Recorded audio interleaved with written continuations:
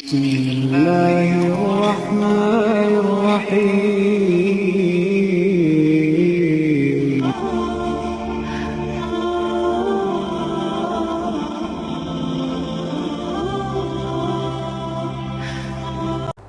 الحمد لله وحده والصلاة والسلام على من لا نبي بعده اما بعد فاعوذ بالله من الشيطان الرجيم وما آتاكم الرسول فخذوه وما نهاكم عنه فانتهوا وقال النبي صلى الله عليه وآله وسلم فعليكم بسنتي وسنة الخلفاء الراشدين المهديين تمسكوا بها وعزوا عليها بالنواجذ وإياكم ومحدثات الأمور فإن كل محدثة بدعة وكل بدعة ضلالة وقال النبي صلی اللہ علیہ وآلہ وسلم من احدث فی امرنا هذا ما ليس منه فهو رد۔ محترم سامعین کرام، بدعت کے موضوع پر ہم پہلے بھی ایک بیان کر چکے ہیں، لیکن ظاہر ہے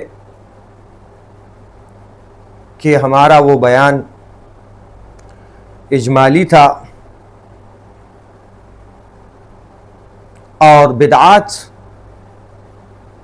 کی تفصیل اس میں نہیں رکھی گئی۔ مختلف مواقع پہ مختلف بدعات ہوتے ہیں، ہم ان میں سے چند بدعات کو آپ حضرات کے سامنے رکھیں گے تاکہ ہم بدعات سے بچ سکیں، دین میں زیادتی سے بچ سکیں، کیونکہ دین میں زیادتی کرنا، ایک ایسے عمل کو اپنانا اور اسے دین سمجھنا جو نبی کریم صلی اللہ علیہ وآلہ وسلم کی سنت سے ثابت نہ ہو، خلفائے راشدین رضی اللہ تعالی عنہم اجمعین کی سنت سے ثابت نہ ہو، صحابہ کرام رضی اللہ تعالی عنہم اجمعین کی سنت سے ثابت نہ ہو، ظاہر ہے یہ بہت ہی ایک عظیم جرم ہے، انتہائی ہلاکت کا راستہ ہے۔ محترم سامعین کرام، نبی کریم صلی اللہ علیہ وسلم سے، اللہ رب العزت سے ہمارا محبت کا جو دعویٰ ہے، اس کی معیار ہی اللہ رب العزت نے سنت کی پیروی کو رکھا ہے اور بدعات سے اجتناب کو رکھا ہے، رسم و رواج سے اجتناب کو رکھا ہے، یہود و نصارہ کے طور طریقوں سے اجتناب کو رکھا ہے، جاہلیت کے طور طریقوں سے اجتناب کو رکھا ہے، ہندوؤں کے طور طریقوں سے اجتناب کو رکھا ہے۔ قل ان کنتم تحبون اللہ فاتبعونی یحببکم اللہ ویغفر لکم ذنوبکم واللہ غفور رحیم۔ اے میرے محبوب حضرت محمد صلی اللہ علیہ وآلہ وسلم، آپ صحابہ کرام رضی اللہ تعالی عنہم اجمعین سے کہہ دیجئے، آپ مسلمانوں سے کہہ دیجئے کہ اگر تم اللہ سے محبت کا دعویٰ کرتے ہو اور اس محبت کے دعویٰ میں تم سچے ثابت ہونا چاہتے ہو تو تمہیں حضرت محمد صلی اللہ علیہ وسلم کے سنتوں کو اپنانا ہوگا، اس کی پیروی کرنی ہوگی، جب جا کے اللہ تمہارے اس دعویٰ میں تمہیں سچا سمجھیں گے،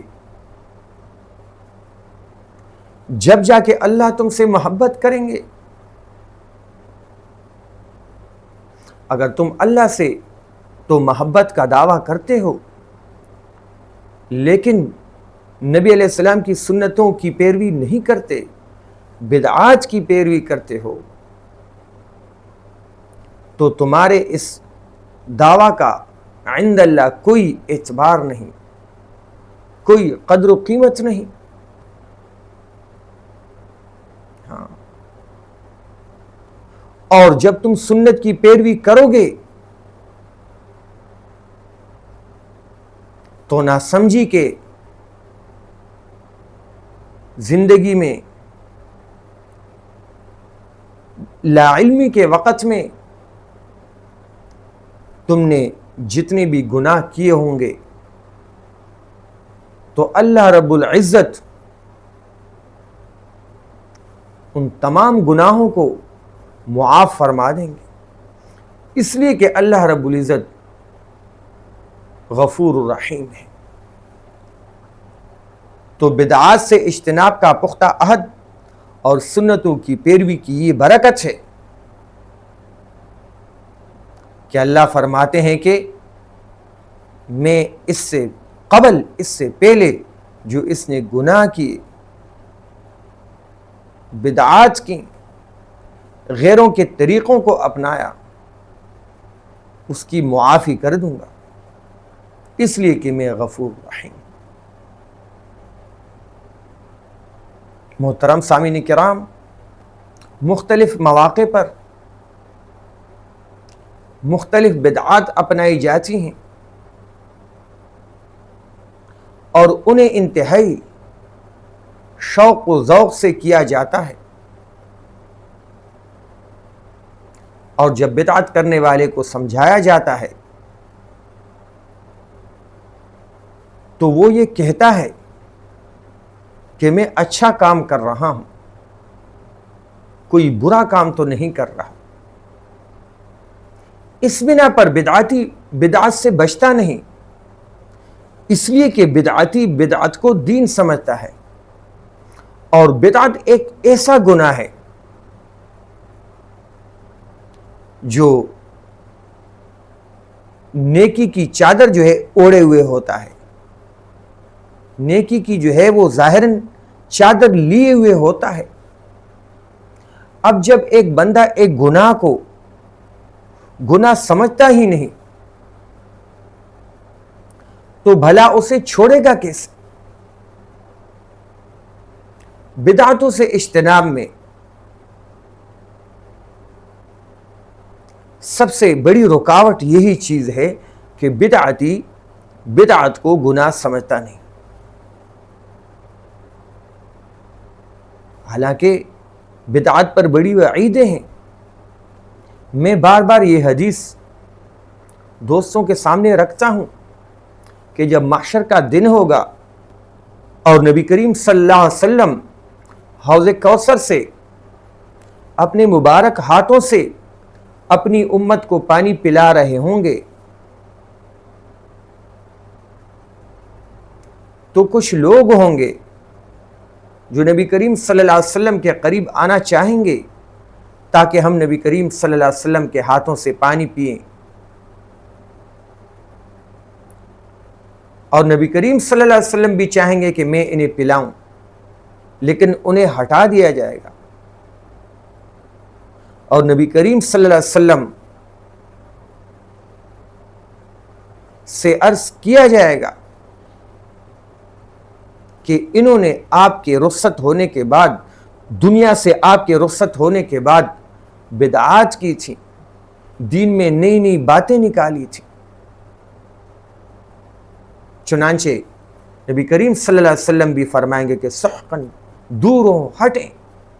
تو بدعتی اتنا بڑا مجرم ہے کہ نبی کریم صلی اللہ علیہ وسلم محشر کے دن جب نبی کریم صلی اللہ علیہ وسلم کو معلوم ہو جائے گا کہ یہ بدعتی ہے تو نبی علیہ السلام چاہیں گے کہ یہ مجھ سے دور ہٹیں۔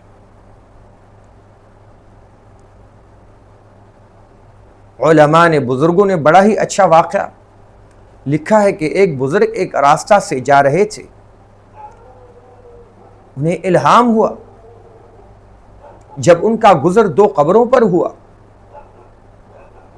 کہ ان دونوں قبر والوں مردوں پر عذاب ہے، اس بزرگ نے ان دونوں مردوں کے لیے مغفرت کی دعا مانگی۔ اب وہ بزرگ جب اس راستہ پر سے دوبارہ آئے اور ان قبروں پر پہنچے تو انہیں معلوم ہوا، بزرگوں کو کشف ہوتا ہے، الہام ہوتا ہے، ان کا اللہ کے ساتھ گہرا تعلق ہوتا ہے، لہذا انہیں معلوم ہوا کہ ایک قبر سے تو عذاب ہٹا دیا گیا لیکن دوسرے سے نہیں۔ لہذا انہوں نے اللہ سے سوال کیا کہ یا اللہ، ایک مجرم کو تو بخشا گیا، دوسرے کو کیوں نہیں؟ تو انہیں کہا گیا کہ اس دوسرے نے بدعات کی تھی، یہ بدعتی تھا، اس کی بنا پر اس سے بخشا نہیں۔ تو بدعتی کی بخشش بہت مشکل ہے، اور بدعت پر مصر بھی بہت ہوتا ہے، اور بدعت کو دین بھی سمجھتا ہے، اور بدعتی نبی علیہ السلام کی سنت کو مٹا کر بدعت کو رواج دیتا ہے۔ اسی بنا پر یہ بڑا مجرم ہے، اس سے اللہ کی اور نبی علیہ السلام کی بڑی ناراضگی ہے۔ اور جیسا کہ میں نے عرض کیا کہ بدعت جو ہے ہمیشہ عبادت کا رنگ لیے ہوئے ہوتا ہے، اسی بنا پر جب ہم لوگوں کو سمجھاتے ہیں تو لوگ نہیں مانتے عمومی طور پر۔ لیکن آپ کو یہ سمجھنا چاہیے کہ دین آپ تک صحابہ کرام رضی اللہ تعالی عنہم اجمعین کے واسطے سے پہنچا، پھر بڑے بڑے مفسرین، محدثین اور فقہا کے واسطے سے تم تک پہنچا، اور ان کے وجہ سے یہ دین محفوظ ہے۔ تم آئے دن علماء سے رہنمائی لیتے ہو، لہذا جب علماء تمہیں ایک کام کے بارے میں کہیں کہ یہ کام دین نہیں، لہذا تمہیں اس سے رکنا چاہیے۔ اب تم کہو گے کہ فلانا مولوی تو اجازت دیتا ہے، ساری دنیا تو اس طرح کر رہی ہے،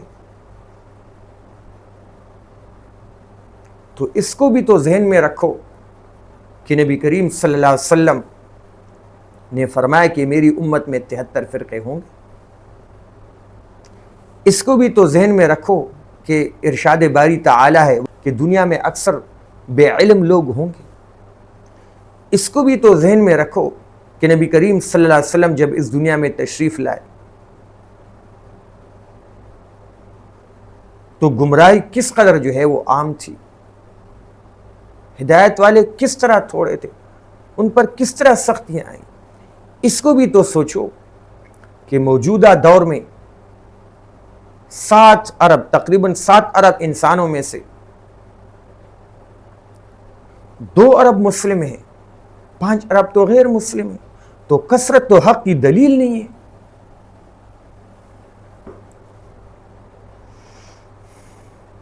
وہ تو علماء کی اصطلاح میں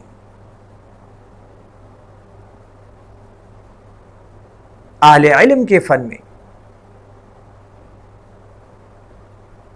اکثر کا کسی بات پر متفق ہونا وہ ایک دلیل بن جاتا ہے، وہ اجماع کی شکل اختیار کر لیتا ہے، کیونکہ وہ اہل علم کا اتحاد ہوتا ہے، ان کا اتفاق ہوتا ہے۔ جن لوگوں کو قرآن کے معنی سمجھ میں نہیں آتے، حدیث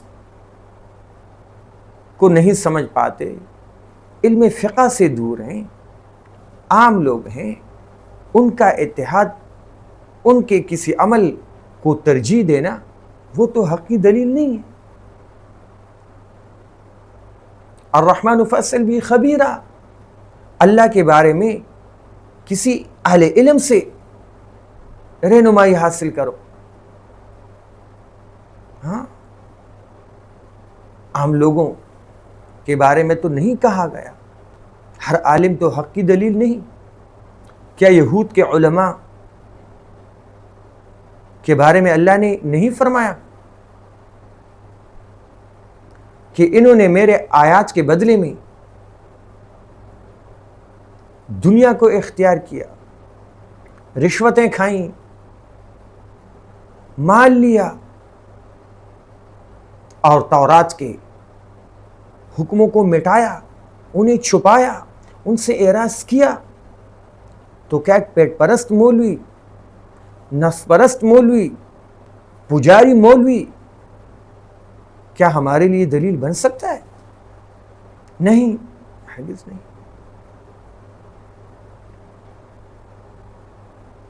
میرے محترم بزرگوں اور دوستو، یہ دلیلیں، یہی خوشامد مولوی جن کی نظر دنیا والوں کے دولت پر ہوتی ہے تاکہ ایسے کام کریں کہ اہل دنیا ہم سے راضی ہوں اور اس کے بلبوتے پر ہم ان سے دنیا حاصل کریں کہ بھی یہ تو دین ہے. لہذا یہ جو مولی تمہیں منع کر رہا ہے کہ یہ بدعت ہے، یہ غلط کہہ رہا ہے. اور عرض تو میں نے کیا کہ بدعت جو ہے وہ عبادت کا رنگ لیے ہوئے ہوتی. اب جو پرہیزگار علماء ہیں جو بدعات سے اجتناب پر تاکید کرتے ہیں تو یہ برملا فرماتے ہیں کہ جب کوئی میت ہو جائے تو تیجا 40واں سال عرس، اس سے اجتناب کیا جائے، اسے خیرات کا نام نہ دیا جائے، یہ بدعت ہے. تو جواب میں کہا جاتا ہے کہ یہ تو نیکی ہے، نیکی کے کام سے آپ کیسے منع کرتے ہیں؟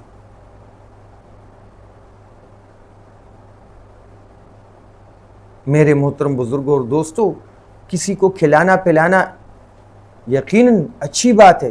افضل الصدقۃ ان تشبع کبدا جائعا، کہ افضل صدقہ یہ ہے کہ تو کسی بھوکے پیٹ والے کو کھلا، کسی بھوکے جگر والے کو کھلا.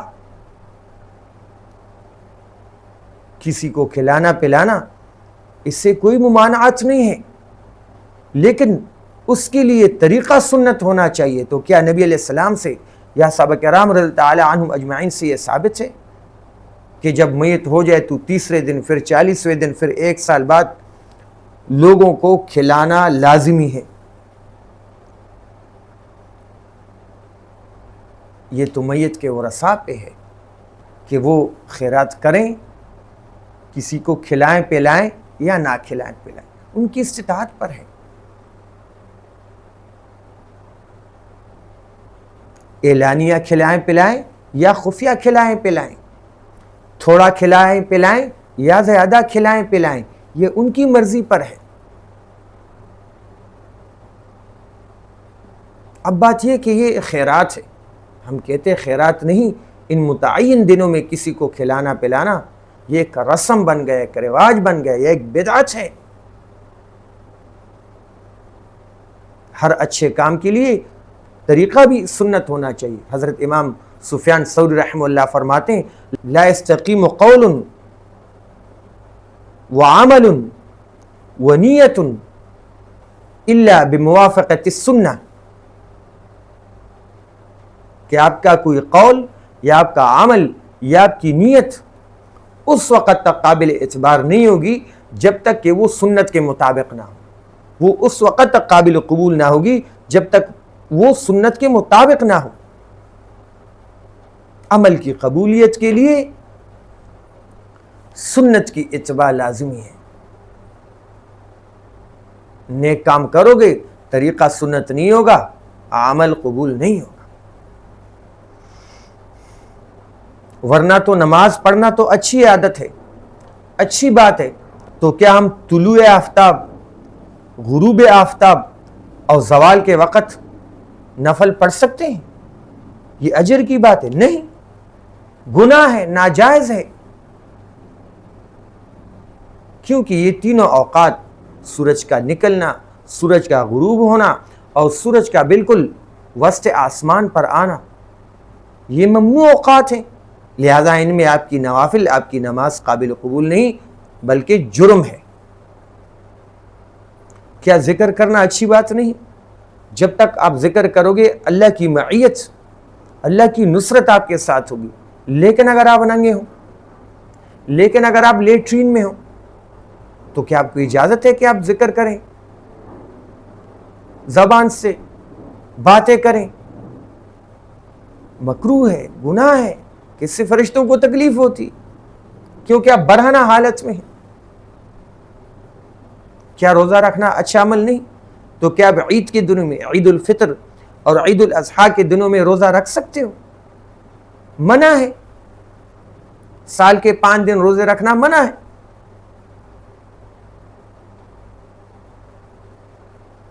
تو کسی اچھے عمل کے لیے، اس کی قبولیت کے لیے طریقہ بھی وہی ہونا چاہیے جو علماء حق ہمارے سامنے رکھتے ہیں، جو نبی کریم صلی اللہ علیہ وسلم اور صحابہ کرام رضی اللہ تعالی عنہم اجمعین کے طرز سے، سنت سے ثابت ہے.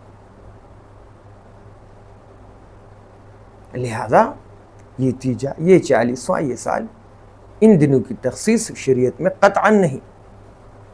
ان دنوں کی تخصیص کر کے خیرات کرنا، اپنے آپ کو تھکانا ہے، اپنے پیسہ کو ضائع کرنا ہے.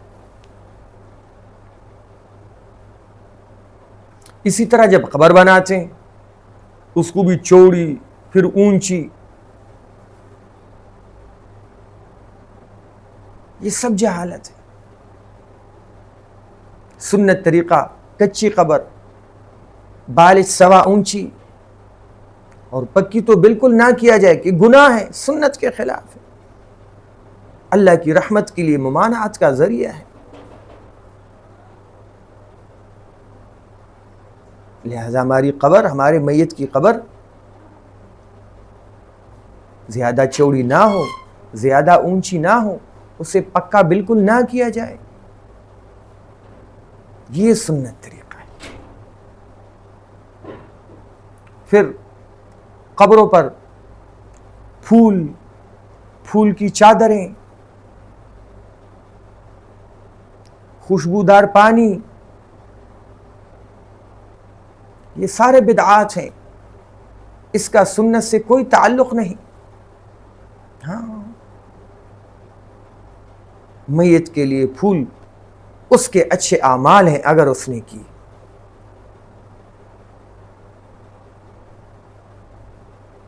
جب وہ اس دنیا سے گیا تو اس دنیا کی چیزوں سے کٹ گیا،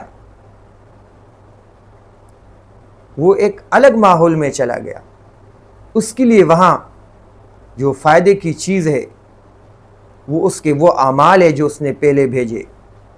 آپ کی دعا کرنا ہے اس کے حق میں، نوافل پڑھ کے انہیں اجر بخشنا ہے، ذکر کر کے انہیں اجر بخشنا ہے، اخلاص کے ساتھ سنت طریقے کے مطابق مال کو خرچ کر کے انہیں اجر بخشنا ہے، نہ کہ بدعات کے طریقے پر، رسم و رواج کے طریقے پر.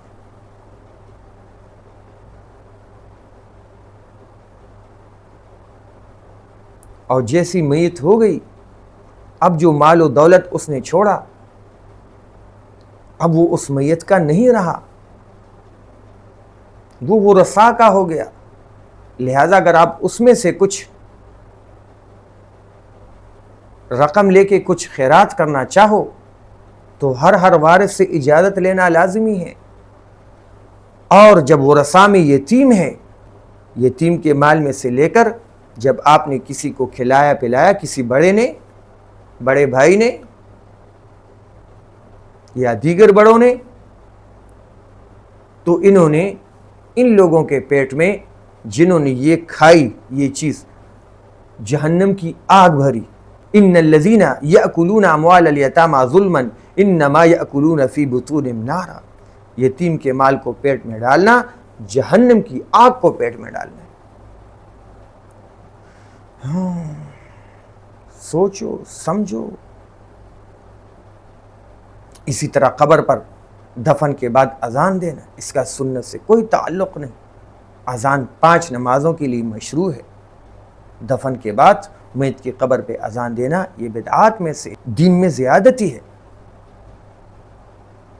اور نبی علیہ السلام کا فرمان ہے کہ دین میں ہر نئی بات نکالنا یہ بدعت ہے، اور ہر بدعت گمراہی ہے، اور ہر گمراہی انسان کو جہنم کی طرف لے جاتی ہے، لہذا بدعتی کا ٹھکانہ جو ہے وہ جہنم ہوگا۔ یہ جتنا بھی خرچ کرے اس سے کوئی اجر ملنے والا نہیں۔ لہذا میرے محترم بزرگوں اور دوستو، خود بھی بدعات سے بچیں، دوسروں کو بھی بچائیں۔ تفصیل اور بھی ہے لیکن وقت کی قلت ہے، انشاءاللہ مجلسیں ہوتی رہیں گی۔ وآخر دعوانا ان الحمدللہ رب العالمین۔